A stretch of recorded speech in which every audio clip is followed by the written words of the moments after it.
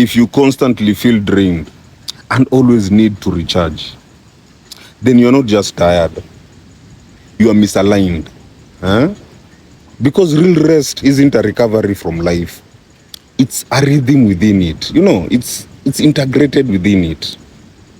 You're not doing too much. You're doing too much of what doesn't feel true.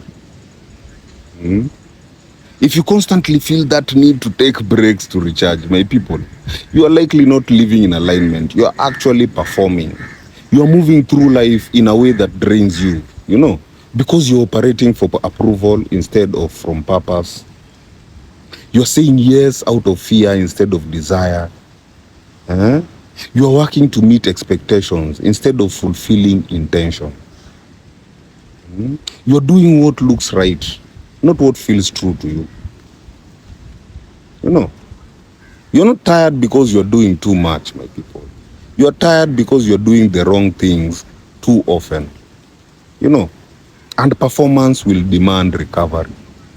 Alignment sustains energy, but performance demands recovery because it drains you. Performance requires you to mask your emotions. It requires you to say what others want to hear. Show up when your soul says no. Imagine. You're not even prioritizing productivity over presence. That kind of living, of course, it will demand rest.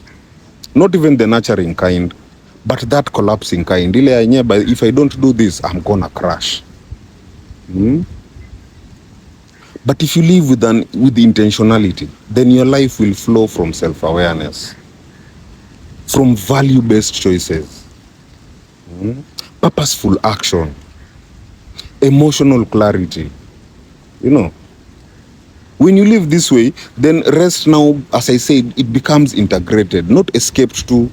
You're not recharging, you are replenishing regularly and rhythmically.